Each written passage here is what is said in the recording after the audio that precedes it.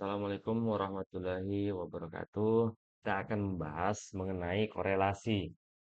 Korelasi atau hubungan ya. Hubungan ini bisa juga kita sebut eh, sejauh mana dari dua variabel itu kedekatannya gitu. Jadi kemarin kalau di regresi kita mencari garis regresinya ya. Jadi biasanya regresi dan korelasi itu menjadi satu paket gitu. Oke, pertama definisi dari korelasi itu adalah ukuran statistik yang menunjukkan derajat dan arah hubungan linier antara dua variabel. Jadi misalnya variabel X dan Y ya, itu dilihat seberapa besar korelasi atau hubungan antara kedua variabel tersebut. Nah, kemudian korelasi itu digunakan dalam berbagai aplikasi industri. Itu seperti analisis kualitas, pengendalian proses, dan peramalan. Seperti yang peramalan ini seperti yang kita bahas di regresi.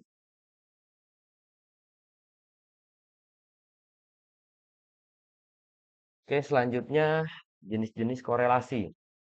Di dalamnya adalah korelasi positif. Korelasi positif, teman-teman bisa lihat gambarnya antara X dan Y. Kalau X itu berarti garis eh, horizontal dan Y itu garis vertikal ya yang mengarah ke atas. Jadi korelasi positif dua variabel yang bergerak dalam arah yang sama.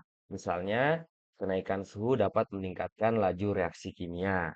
Kita bisa lihat di situ di garis ini ya, di garis linier ke atas ini di setiap X ada X, misalnya X ini satu, maka Y-nya ikut satu seperti itu misalnya. Dan dia berada di satu garis lurus ya, teman-teman ya.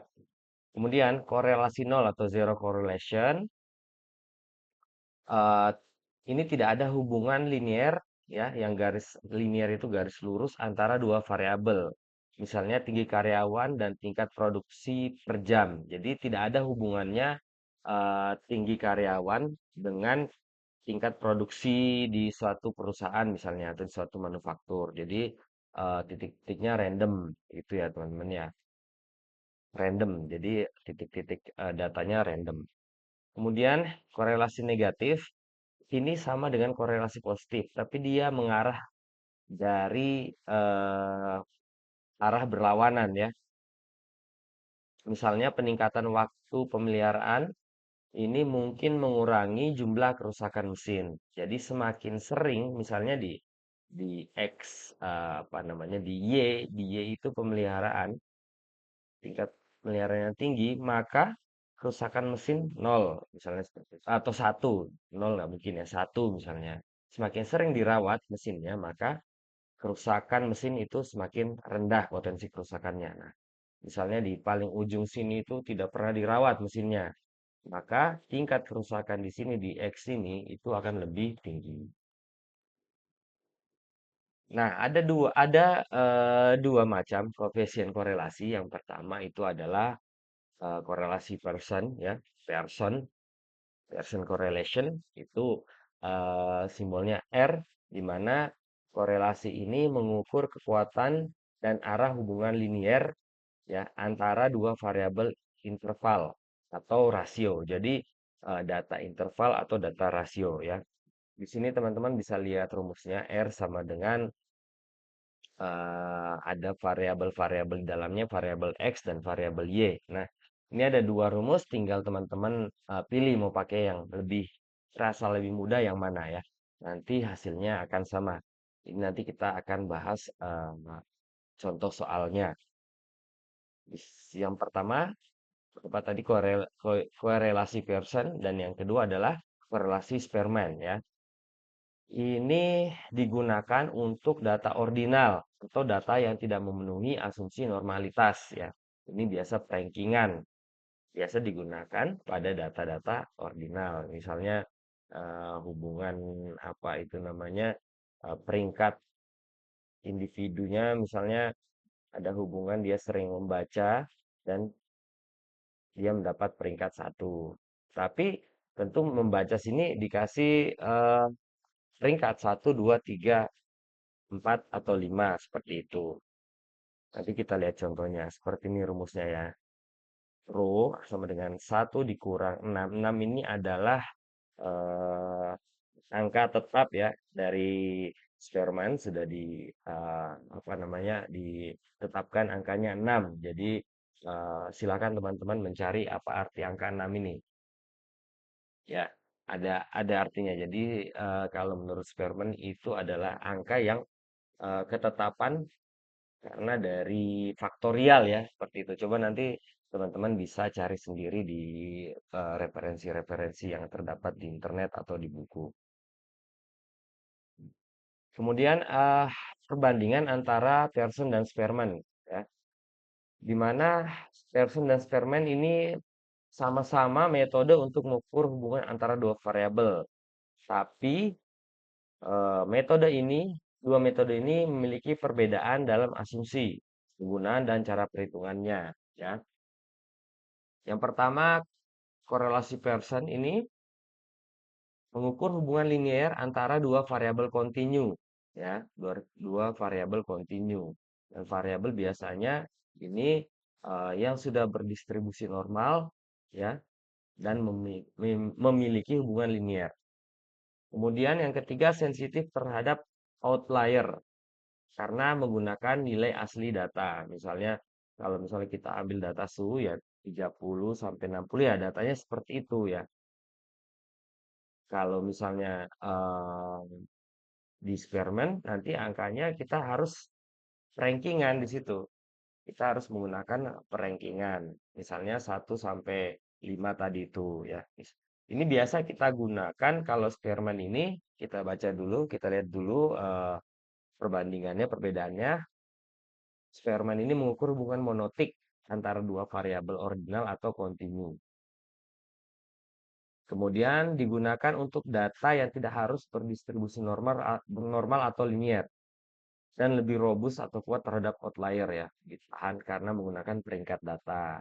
Nah, biasa eh, Pearson dan Spearman digunakan pada data yang berbeda. Nah, di sini contoh penggunaannya korelasi Pearson.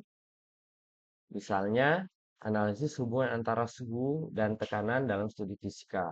Yang kedua, mengukur hubungan antara waktu belajar dan skor ujian jika data tersebut berdistribusi normal ya. Data asli. Misalnya waktu belajar 30 menit, nanti skor ujiannya 60. Kemudian 40, nanti skor ujiannya 70. Ya, dia seperti itu linear. Dan Spearman mengukur hubungan antara peringkat siswa dalam kelas dan peringkat dalam kompetisi olahraga. Misalnya eh, peringkat satu nanti peringkat dalam kompetisi olahraga juga satu, ada hubungannya berarti korelasinya positif begitu. Kalau misalnya eh, peringkat siswanya peringkat satu dan peringkat dalam kompetisi olahraga peringkat 10 berarti tidak ada hubungan antara dia juara dalam kelas dengan dia berhasil dalam kompetisi olahraga. Kemudian yang kedua contohnya analisis hubungan antara kepuasan pelanggan dinyatakan dalam peringkat dan loyalitas pelanggan. Ini di peringkat ya. Ini biasa kalau kita nanti ambil data misalnya skripsi dan lain-lain, tugas-tugas lain ini menggunakan skala Likert ya, Likert. Nah, skalanya 1 sampai 5 biasanya seperti itu. Kemudian interpretasi koefisien korelasi. Jadi misalnya nanti kalau kita uji coba, kita menggunakan korelasi hubungan positif sempurna itu R sama dengan 1. Jadi itu lurus tadi yang hubungan positif tadi, yang ini R sama dengan 1 ya. Ini lurus, benar-benar datanya di garis lurus ini.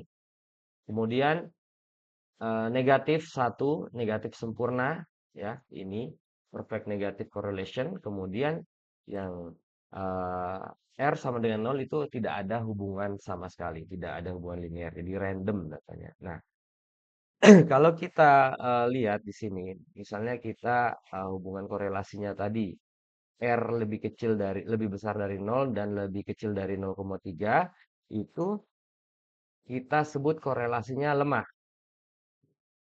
Kemudian R lebih besar dari 0,3 dan lebih kecil dari 0,7 korelasinya sedang.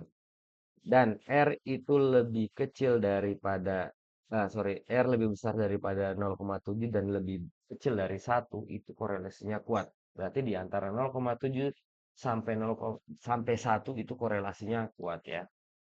Jadi nilai korelasi itu 1 -1 sampai 1 gitu ya. Kalau misalnya -1 berarti berarti apa? Berarti korelasinya kuat tapi negatif gitu ya.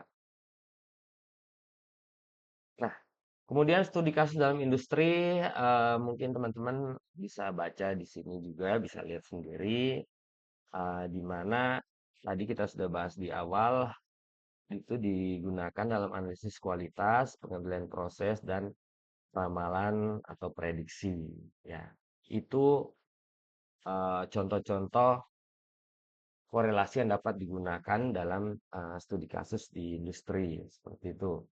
Oke, sekarang kita akan coba untuk apa itu namanya?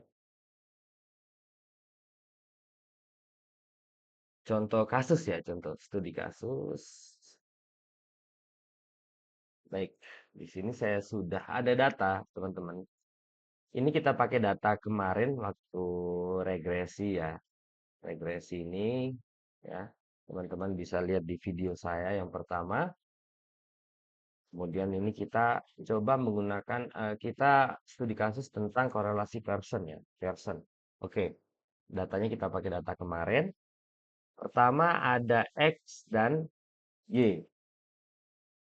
Di sini kita masukin data semua, ya biaya produksi, biaya pemeliharaan, unit produksi, biaya pemeliharaan. Kemudian di sini X kali Y. Nanti rumusnya kita gunakan dua. Yang ini yang sederhana sama yang panjang. Tapi ini sama aja nanti hasilnya. Ya. Kemudian kita sudah eh, kita cari di sini X kali Y, X kuadrat, Y kuadrat, X kurang X ini ya. X kurang X rata-rata berarti X ini dikurang 20 begitu. Jadi minus 10. Begitupun juga Y. Nah ini adalah X ini di pangkat 2. Tiap komponennya, setiap datanya. Baik. Nah, di sini bisa lihat ini X rata-rata. Eh,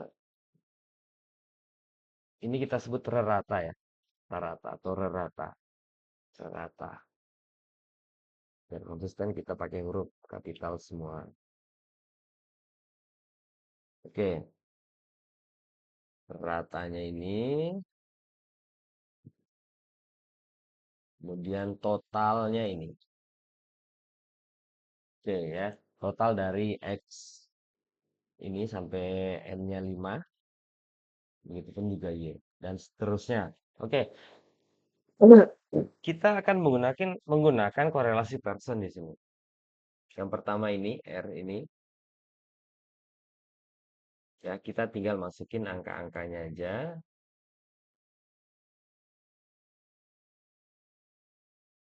Ini, kemudian yang kedua ini.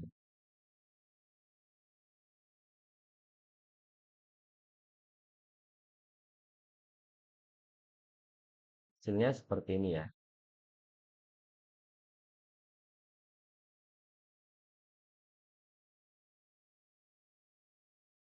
Ya, ini yang version yang pertama dan kedua yang ini. Hasilnya sama teman-teman. Jadi bagaimana cara mencarinya? Ya kita masukin rumusnya seperti ini. Ini rumus yang pertama. XI kurang X dikali YI kurang Y. Jadi ini kita cari dulu XI kurang X itu ini berarti. XI kurang X rata-rata. Berarti ini.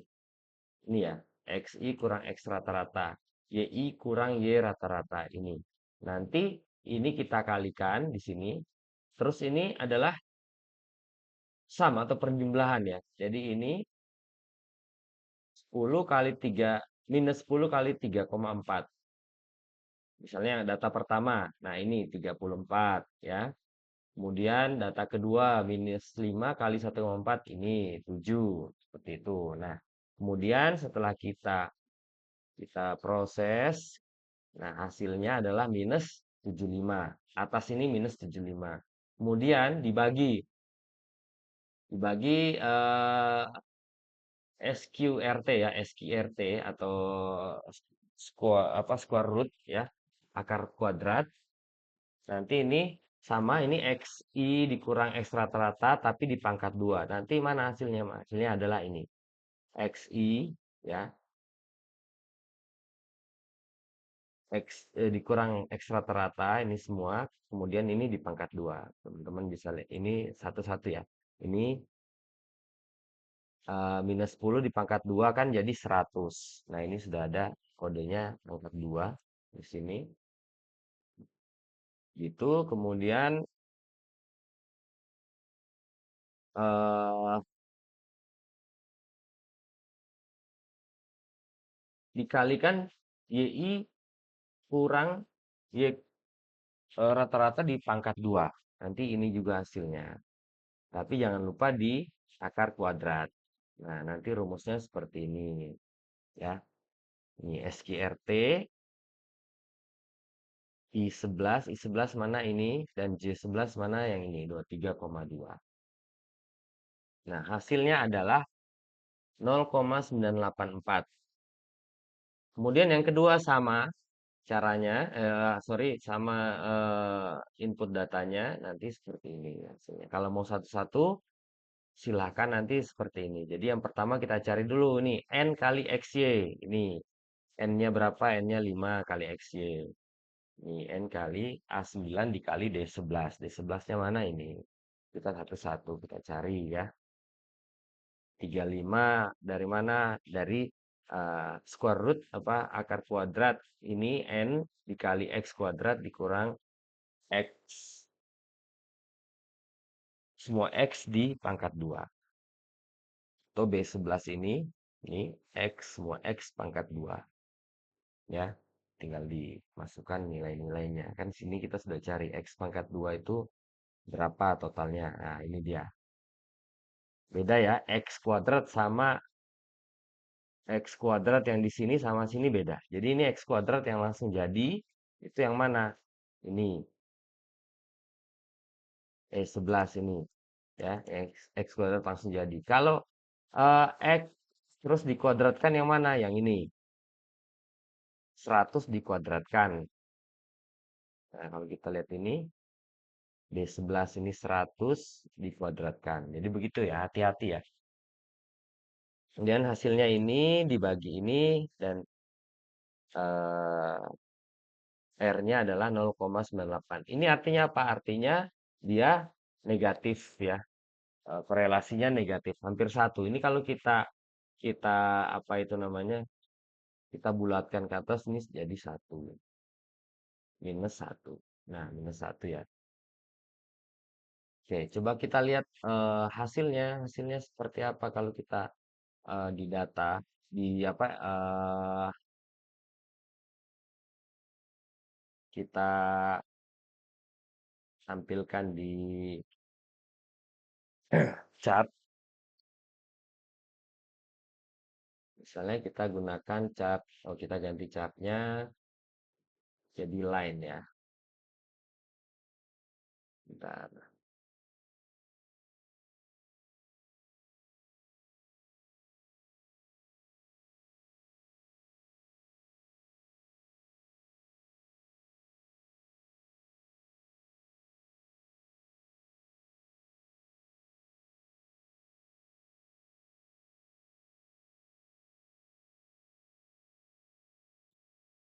Seri.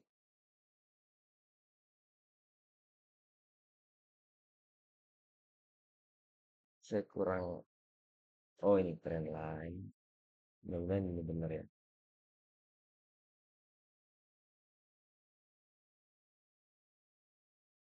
dulu.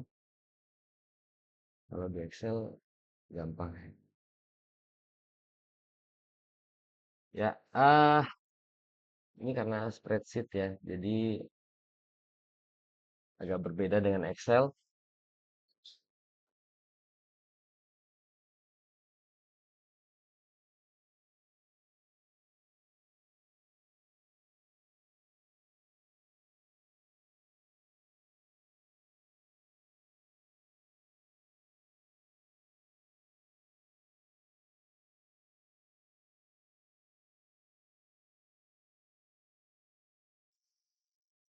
Data ini kita pindahin ke Excel aja.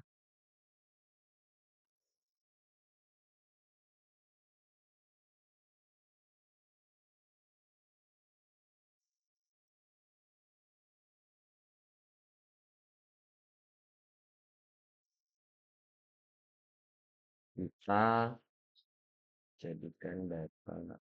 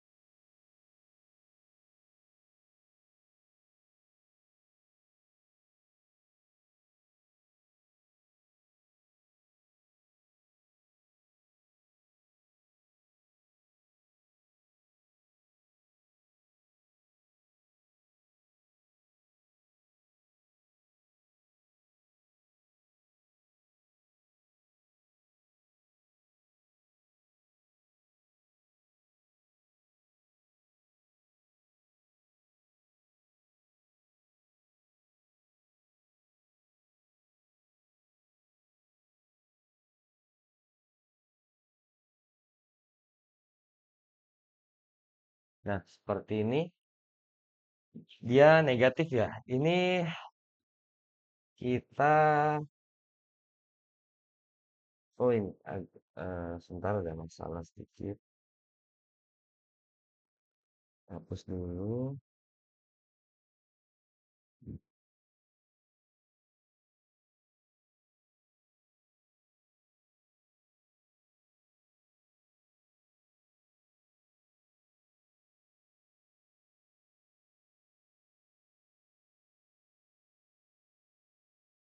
Ini horizontalnya kita pilih sales name-nya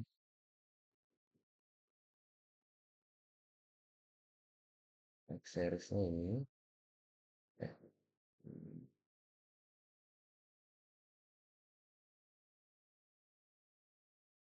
series-nya ini.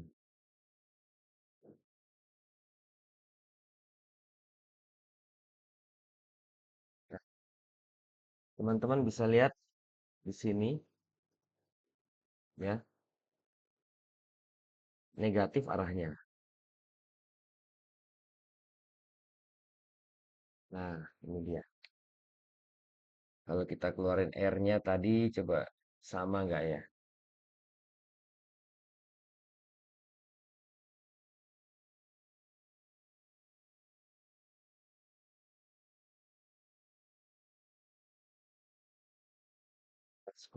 R square-nya. R square-nya dia negatif ini ya. Nah, kalau dilihat di sini dia 0,968. 9698 R-nya. Nah, kalau kita eh yang kita dapatkan adalah 98 ya, teman-teman ya. Mirip, hampir mirip. Nah, kemudian ini kita lihat garisnya. Ini negatif ya, arah negatif ya. Y-nya tadi ini, ya, X-nya adalah ini 10 sampai 35. Ini bisa kita balik, teman-teman. Kalau kita balik nanti arahnya positif. Tergantung yang mana kita mau jadikan X. Seperti itu. Ya, ini tergantung data mana yang kita akan jadikan X dan Y. Jadi bebas. Jadi ini nggak ada pengaruh. Silahkan. Oke, begitu untuk regresi ini ya. Ini sama, nanti arahnya tadi kita sudah tahu negatif. Kemudian contoh untuk korelasi Spearman, kita masukin rumus sama. Kita bisa lihat di sini, misalnya eh,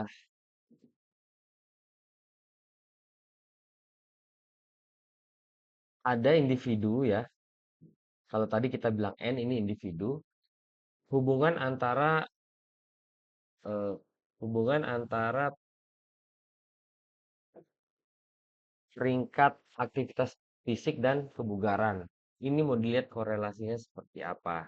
Tapi ini tidak bisa digambarkan di apa itu namanya di trendline-nya ya. Tidak bisa kita lihat. Sepertinya tidak bisa ya. Sepertinya tidak bisa. Apa saya tidak tahu. Coba nanti teman-teman cari ya. Sepertinya tidak bisa. Soalnya datanya ini kan 1221 ya. Nanti tidak apa itu namanya tidak sesuai nanti, tidak linear.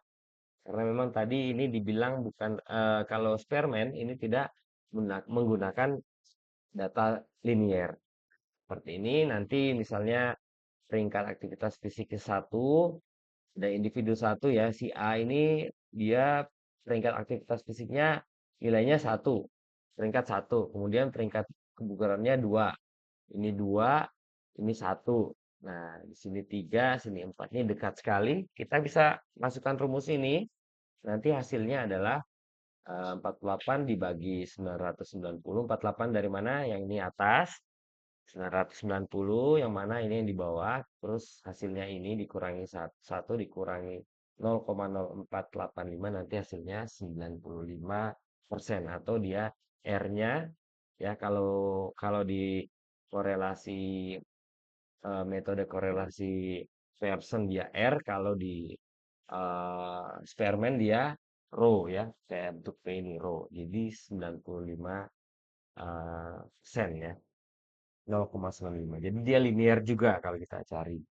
Kalau kita cari garis linearitasnya ya. Jadi ini 95 ada hubungan yang sangat eh, tinggi antara peringkat aktivitas fisik dan peringkat kebugaran yang diperoleh ya. Ini ada perankingan dan lain-lain rank X-nya ini, rank Y-nya ini, D-nya ini, D kuadratnya ini ya. Oke, seperti itu untuk perkuliahan kita di regresi dan korelasi ya. Jadi regresi dan korelasi sudah selesai. Sampai jumpa di pertemuan selanjutnya. Assalamualaikum warahmatullahi wabarakatuh.